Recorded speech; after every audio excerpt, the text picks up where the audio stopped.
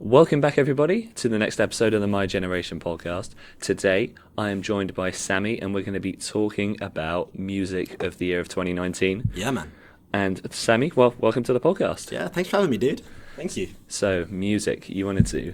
Well, we've had some musicians on the podcast before. Nice. You wanted to share your story with some of the music that you've experienced through the last year. And where would you like to begin?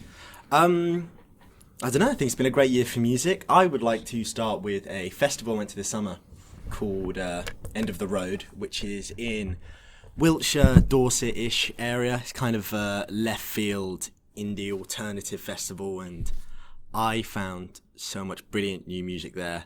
And I think everyone who I'm going to talk about today, if we have time for everyone, played at End of the Road. 2019 was just an amazing year for music. It was great, yeah.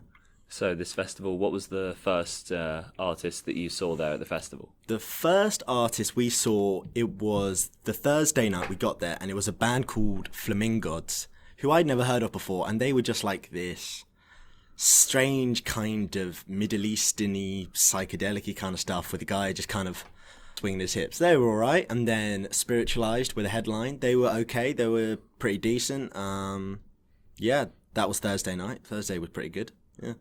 And so what genre of music are these bands, would you say? All of them. Well, of the five I'm talking about, Yeah. we cover everything from math rock to post-punk to country, a little bit of pop at the end. There is one band I'd like to just quickly mention called Coco, who are an African band from the Congo. They released an album called Fangola. The reason I want to talk about them is because the way they create music is incredible. They upcycle just things they find. So on stage, they've got sort of drum machines and guitars made out of just like brooms and bottles and stuff like that and saucepans. And it's just an amazing way and an innovative way of creating sound. So yeah, listen to Coco. They're amazing. And can you find them on SoundCloud? You can find them on SoundCloud, Spotify. You can buy their music physically. You can actually give them money. I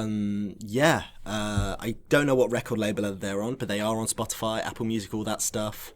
Great band. Well, what we're going to do is all the artists that Sammy mentions in today's podcast, we will put links to them down in the description. So you wanted to go through 5 bands today that you've listened to over the last year and go over what they mean to you within each genre. So let's start with the first band, how you discovered them firstly. So the first album I want to talk about is When I Have Fears by the Murder Capital. The Murder Capital are a Irish post-punk kind of band, but I think post-punk's becoming more and more broad, which is amazing. I can't remember how I discovered them. I think I must have seen a review of them or seen a video of them on YouTube. I can't remember, to be honest, but what I love about the Murder Capital is the instrumentation mainly. It's got some great lyricism on it. The singing, it's good, but the instrumentation is unbelievable. The rhythm section is so tight. There is one song called Blue and Green, or Blue and Green, I can't remember, and the drumming just flows effortlessly back and forth, and it's just beautiful. And the guitar sounds are just wondrous. They're so thick, they're so lush, and it made an impression on me, first of all because the instrumentation was just great, and there's a lot on the album about death and about confronting your fears, and I think kind of, as a person you think about that kind of stuff, and I think it really kind of told something very dark so beautifully. There's a song on there called Twisted Ground, which is this beautifully stripped back, mostly bass drum led track that's just amazing and just feels so kind of hopeless, I guess, but also really intimate. And then you kind of contrast that with the really noisy opener, More Is Less. So the opening track for everything is just this noisy, powerful opener, and then, like I said, on Twisted Ground is this much more stripped back song later on the album. And they just find loads of ways to just make such a beautiful album. And it really made a real good impression on me, and I love it. It's a great album. Yeah, and you think it sort of speaks to you in terms of what they're talking about within the lyrics? I think, I think I can find a lot of comfort in it. I think kind of... Yeah, I do find comfort in it. I think it is quite a cathartic album. I think, it's, you're not listening to it on a warm, sunny day, but it really, it is a very comforting album. Where's the best place to listen to it then? The best place to listen to it is, I don't know, at night probably. You're feeling a bit down, pop this on. I think it really kind of helps you express yourself, I think, in that kind of way. And how long have you been listening to this band for? Not long. Their album only came out April, May-ish, I'm not sure. But since kind of about summer maybe, they were playing at End of the Road Festival. Unfortunately, I didn't get to see them. And yeah, they were just there. I thought it's just a really great bit of post-punk. And then just as I've listened to it more, my affection for it has just grown and grown. And I'm really excited about what the Murder Capital have to offer. And so do festivals, you must be quite a frequent festival goer. No, I went to Reading and then I went to End of the Road this year, as I've said. And that's the first time I've been to a festival since then. And I just had the greatest time. I went with 3 of my best friends. We found so much new music, made so many friends, and just had a great time, you know. I think music festivals are great, especially that. Because they do restore your faith in humanity a little bit, you know. They are just a really fun time. It was amazing. And you said you discover new music through it. So a lot of the artists we talk about today are going to be ones you discovered there? Most of them. 2 of them, yeah. Yeah, 2 of them. Oh. And then others were I knew about already and then listened to more because they were playing at End of the Road. And yeah, there's more artists that I want to talk about that I found at End of the Road, but I stripped it back to 5 albums that were actually released this year. There's more people that released albums last year that are great. And yeah, also if we talk about the whole of End of the Road, I don't think we'll ever leave because I won't shut up about it. So you obviously have managed to find so many bands and albums. How do you find most of your music then beside festivals? Spotify, friends recommended. Me and my friends recommend stuff to each other all the time. When I read about artists, you know, if I read about them on their Wikipedia page or whatever, it might say who is influencing them and where they've taken influence from. And then I might go listen to them and then, you know, find out more bands. If there are certain record labels, if I follow them on social media, they'll have new releases, I might listen to that. I'm kind of everywhere, to be honest. Yeah. And so moving into band number 2? Moving into band number 2 is, I don't know if it's my favourite album of the year. It is Schlagenheim or Schliegenheim by Black Midi. Black Midi are a post-punk, math rock, metal, insanity band. And they just create the most whack music I have ever heard. I think the opening track, 953 rather, just encapsulates everything Black Midi are going to do. It comes in with this angular, off-kilter, nonsensical guitar riffs, and then just goes completely into this really nice, gentle acoustic guitar passages before kicking up again. I think Black Midi they're just great. And the best part about them is their drummer. The drummer is so integral that the way they line up on stage, they line up in a flat line because they all need to see the drummer so they can keep in time. The drummer is the best musician I have ever seen. Hands down, insane. They played at End of the Road, and he broke about 6 guitar sticks because he just went for it. It doesn't matter. He was still keeping time. His drum kit's falling apart. He's screwing it together with one hand. He's smacking everything else with the other. He's just incredible. They're incredible musicians. Another favourite track of mine is Near DTMI, which talks about the Michigan water crisis. It's just this really great song. I think it's the shortest track on the album. It's 2 minutes. Most of them, you know, are upwards of 5 minutes long, even 8 minutes long. But it's just, you know, builds and builds and builds and explodes at the end. And it's just a great song. And Black Midi are just a very, very exciting band to keep an eye on. And it sounds like the drummer, you almost need to design the kit around the guy if he's destroying all this stuff. People were coming on stage as they were playing to kind of make sure it didn't fall apart. They having to screw back everything together. Yeah, he's just incredible. They're a great band. Yeah, it feels like in Formula 1 where you've got like a driver who's destroying the car to pieces. It literally was pit stops. You would have guys coming on in between songs because you had to fix everything. It was amazing. It was fantastic. And so you said are they up and coming almost? They are up and coming. The album was released in June. They've been around for a few years. I think they're only about 19 even. They are, they're very young, up and coming, and they just are brilliant. I've never heard any music like this. I'm seeing them in January with one of my friends, and I'm really looking forward to it because I think they're bringing out new stuff already, which is incredible.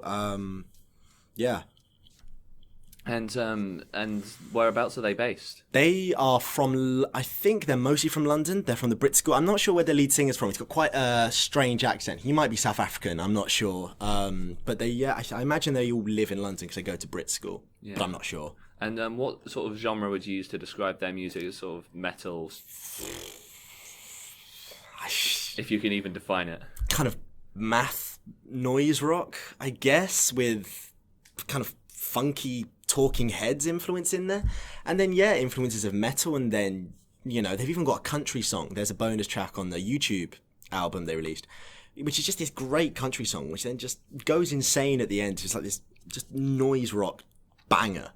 And I think more and more with music these days, it's harder just to pin one genre on bands, because I think there's so much exposure to so much music. And I think that's really exciting for music, the fact that it's much harder to kind of pigeonhole bands now. I think that gives you much more creative freedom as an artist. Well, they're almost sort of moving between genres throughout the song, aren't they? Yeah. Lovely. Well, moving on to number 3. Number 3 is also a contender for my album of the year. It is Reward by Kate Le Bon. Kate Le Bon, for those who don't know, is a Welsh singer-songwriter living in Miami. But for this song, this album rather, she talked about in interviews wanting to reconnect to music. Her last release, Crab Day, was back in 2016. And she moved to a tiny house in the Lake District and lived in complete isolation because she said she had to reevaluate her connection to music. And she said, and the solitude was great. She got to understand music more. She got to understand herself, but also a lot of stuff caught up with her. And this album kind of shows that it's a very tender and intimate record. I think, there is a breakup, some facet. There's a lot of, feeling of isolation, and there's a lot of kind of desperate love songs on that album. A song like Daylight Matters is just an amazingly beautiful song about isolation in love, which is just, and she just says it so beautifully. And the instrumentation on it as well is great. She created a lot of the songs around piano, but it's quite interesting to hear how the songs have developed, because there's some piano on the record, but not, you wouldn't think that was the main inspirational instrument behind the album. But it is just a beautiful album, and Kate Le Bon just continues to just be one of the best people of all time. And it sounds like a lot of what she's singing about comes from are they like personal experiences she writes about? Yeah, I would imagine so on this album. Her earlier stuff's more kind of, impenetrable is the wrong word, but it's a lot more kind of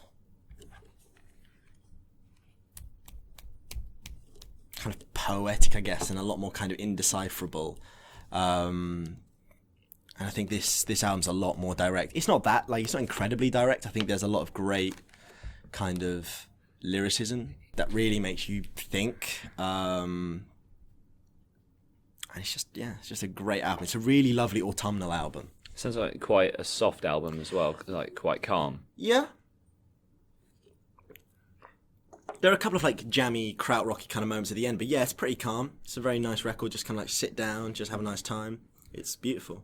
And it sounds like you wouldn't have heard about her from a festival. So where did you hear about this music? I heard about her from my friend Lloyd, who has not stopped talking about her for ages. And I listened to a bit of her stuff and I thought it was all right. And then when this album dropped this year, I listened to it and I thought, this is just incredible. This is amazing. How have I not listened to this woman before? And ever since then, been listening to the Bonatron.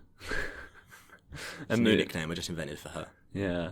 And it's interesting what you say about friends who've sort of inspired you into new music. So do you think it's important to have a social circle of friends that are also looking out for new music all the time? I think definitely. I think that's one of the best things about, having friends who are into the same kind of thing with you. That's kind of half the point in a way, that you discover this with people and you get to show someone something. And one of my best feelings is showing someone a band that I think they're like, oh my God, I love this. This is amazing. That's such a great feeling, That's what me and my friends do. We just sit around listening to new music, finding new music. I have a playlist on Spotify called The Search is Endless, because it is indeed endless. Just, there is so much stuff out there to find. And you do get those existential crises sometimes. It's just I just will not listen to everything. My favourite album could be out there and I've never heard it. That can be quite oh God. Right. But it is amazing, having friends who are into the same kind of music and getting them to introduce you to new stuff, and you find new stuff together as well. That's just an amazing kind of bonding moment with people. So you have your Spotify playlist. Yeah. Is that something where you literally just put all the music you find, or Just everything new I find, because my memory for stuff like that is terrible. So yeah, pop it on that playlist. It stays on, and then we'll listen through it, and yeah. And do you listen to music with your friends, or is it something you do more on your own? Yeah, I do with my friends. I try and have music on as much as I can, to be honest. So if in my room, back in my accommodation, I'll have some music on. When my friends come around, we always have something going on in the background. We talk mostly about music, either music or peep show half the time. Yeah, there's always music on. We always listen to music. Always try and go to gigs. And when you're talking about music, is that the discovery of new artists, or talking about what the music means? Sometimes it's mostly just, oh, listen to this artist, they're really good. Yeah, they are really good. Oh, that's nice. We don't tend to go that deep on it, because I don't know why we don't, because I think a lot of the time that's quite personal. And I think, if we want to talk about, we'll talk about, but mostly kind of what an album means to people is very personal. What an album means to one person probably won't mean the same to the person standing on your right or your left or around you, whatever. So I think mostly we just talk about why we think it's good. We don't tend to go that deep on it, just because it's just fun for us, really. There are a few albums that we really do get into, especially me and my friend Will, that we just love and we take a lot of comfort in. Okay, moving on to number 4. Moving on is an artist I once again found at End of the Road on the Saturday morning. I went to go see this guy called Otis, who we didn't really know.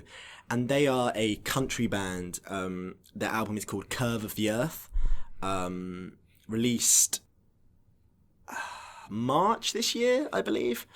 And it's just this beautiful album about addiction. I don't know whether it's kind of fictionalized addiction or whether it's real addiction, but it's told so poetically. It's such a tender, dark song. And then the instrumentation is so beautiful. The slide guitar and the strings that are done in the background. It's just a fantastic record. And just one of the best country albums I've ever heard. Sounds like, is it quite a hard music to listen to as well, almost? It's surprisingly easy to listen to. I get what you mean, because it is a lot of heavy topics, but it's told so well. And there are some brighter, kind of poppier moments, I guess, like the song Black Blood. While the lyrics are quite dark, the instrumentation is quite nice. I don't think it's a very long listen. I don't think it's any longer than half an hour or so. It's not a particularly heavy listen, but it's just beautiful. Sort of a requiem for a dream, but as an album almost. Yeah. But yeah, I think the band had been around for a very long time, but hadn't released anything because the lead singer had his addiction issues. And then they've come together just to create this beautiful kind of story. And I keep saying the word tender. It's such a tender album. And again, I'm going to use the word cathartic. It's a very cathartic album, and it's just, it's wondrous. It's amazing. And did you discover that album from a friend again? We were at End of the Road, and my friend Lloyd said to me, "Oh, let's go see Otis. I heard him on the Spotify playlist." End of the Road did a massive Spotify playlist of everyone playing, and he was like, "Oh yeah, I heard him on the playlist. He's meant to be quite good. Let's go see him." And we did, and we were literally right at the front. There weren't many people there, and it was just beautiful. Yeah, so not enough people heard live. Not enough people have heard him. Listen to Otis. If you like country or just like good music, listen to Otis. O-H-I-T... O-H... We'll get there. T-I-S. There we go. That's right, and Sammy's going to provide links to all of Sammy will provide a link to all of the artists we've mentioned. I will. And I'll put your Spotify playlist down there so people... You can put my Spotify playlist down. They've got quite a few. I can make one of... I'll give you my 2019 one. Yeah. Try and make sure all of these people are on it. Yeah, because this podcast obviously coming out at the start of 2020. But, nice. Obviously, there's going to be so much music that came out within the year of 2019 that music's still there. It's still there, man. Still listening to it. And we'd love to have Sammy back to talk about more of the music coming up in the new year as well. Yeah. So, and going over to the fifth and final artist. Fifth and final artist. This isn't one of my favourite albums of the year, but I just really like it. I think, there are albums better than it, but just thinking about this album, I think it's a very important album. It's called Beware of the Dogs, and it's by Stella Donnelly.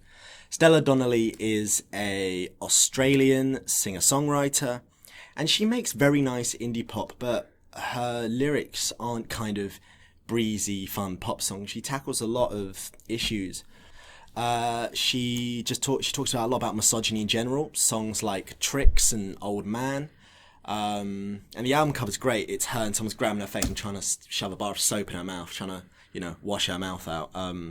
But, she is an amazing voice who, deserves to be heard. She's also hilarious. She's really funny live. She's just cracking jokes. She's great. So it works with the audience and the spontaneity on the stage. Yeah. And so obviously quite an important one in terms of her personal messages. Do you think that pretty much all the artists you mentioned there, what they talk about is their views of the world? I'd say most of them, apart from Black Committee. Black Committee kind of just, I think it's a lot more music based. I think the lyrics are kind of a bit weird. Okay, they've got the one song DTMI, which is a song about the water crisis, as we mentioned. Overall, though, the songs aren't trying to say anything bigger. I think they just kind of trying to have fun with their music. I think the rest of them, I don't know, and I tend to find those albums that have a real poignancy or a catharsis or a message are the ones that stick with me more. And I'm not sure why. Maybe that's the same for everyone. Maybe it's not. I don't think it is. And I think, so I think I do listen to these albums for different reasons. I do listen to them just because they're great albums, but sometimes if I'm in need of something, I will listen to them. But I think they all do have various messages. I think if Black Committee had a message, it would be just do what you want, just have fun, because they just do. It's great. But Stella Donnelly is definitely a very, very important voice, and a very good voice as well. She's quite aggressive and clear.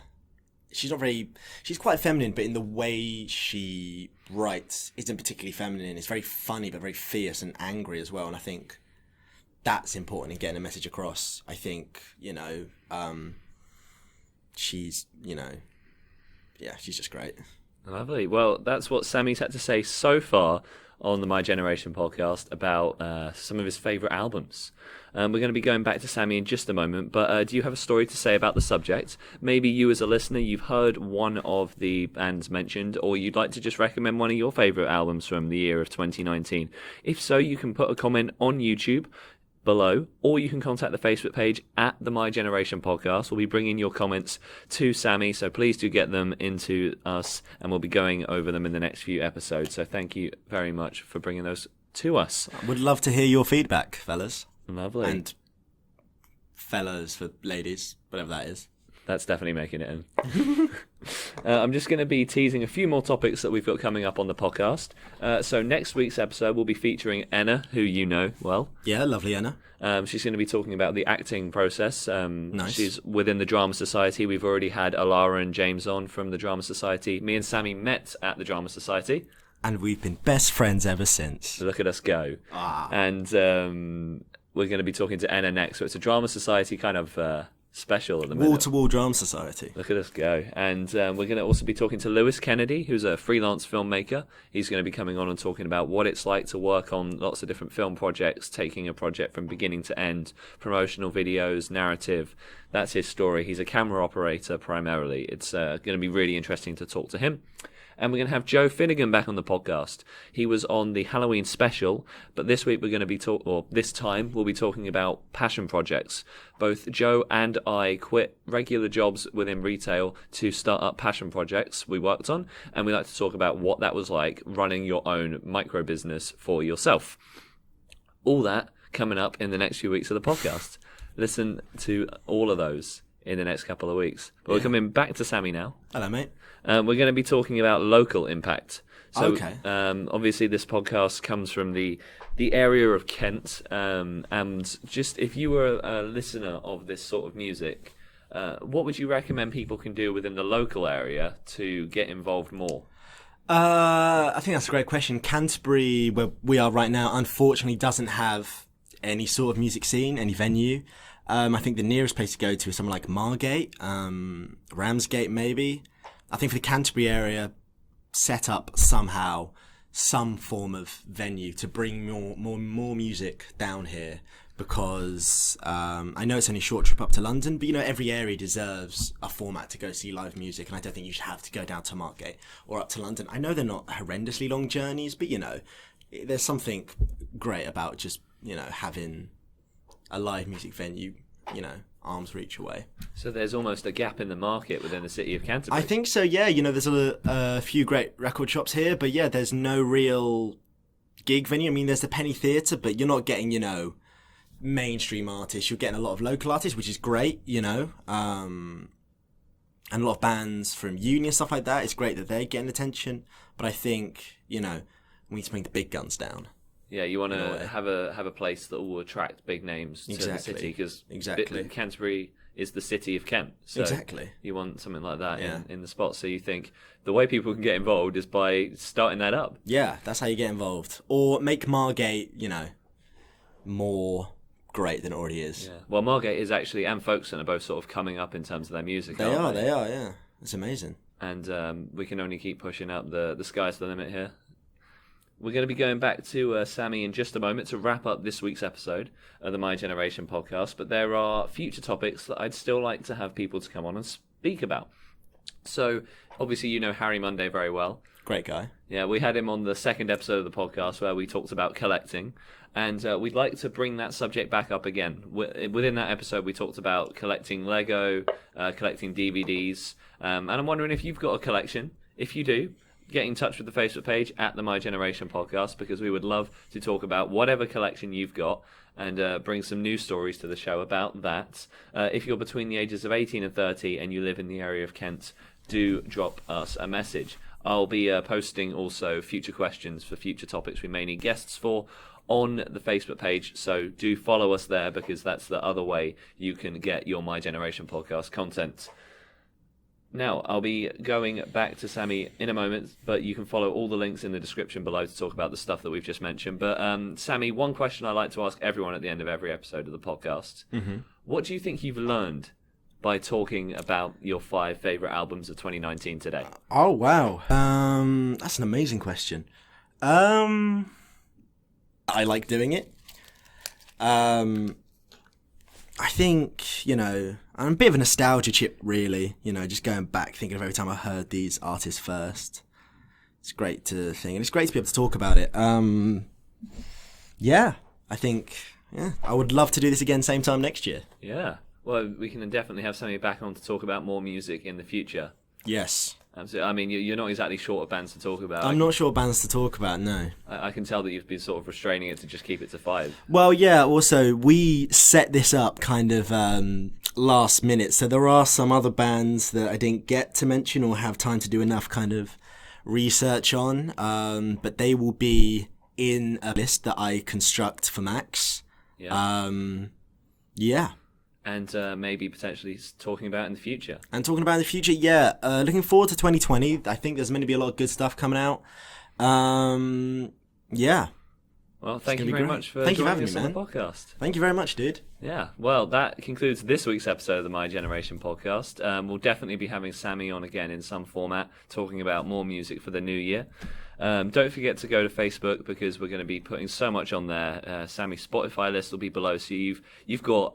I mean, this podcast will be about half an hour long, but you're going to have hours worth. Lots of stuff to do. Hours worth of music to listen to in the description. This could take you days to get through. No. I'll make it quite concise, this one. Beginner's guide to 2019. Yeah, and then, I mean, if we went back even further into the past, then can you imagine? Yeah, if you just asked me to make a playlist of all my favourite stuff, then yeah, it would be, a couple weeks long. Yeah. And we do have the time for that, because it's great music. Well, thank you very much for joining us, Sammy. Well, thank you for having me, my man. Thank you. No worries. That concludes this week's episode of the podcast. We've got Enna, Lewis, and Joe all coming up in the future, as well as I'll be talking about journeys to the seaside. You've probably had Harry on the podcast. Again, he'll be back about swimming. So much great stuff coming up. Thank you for tuning into this week's episode of the My Generation podcast. Here we go. I feel like I fluffed this bit at the end every week. I get so close, and then just the last word. And we'll tune in with you next week on the next episode of the My Generation podcast. I've been Max. I've been Sammy Bacon. And goodbye. Bye, mate.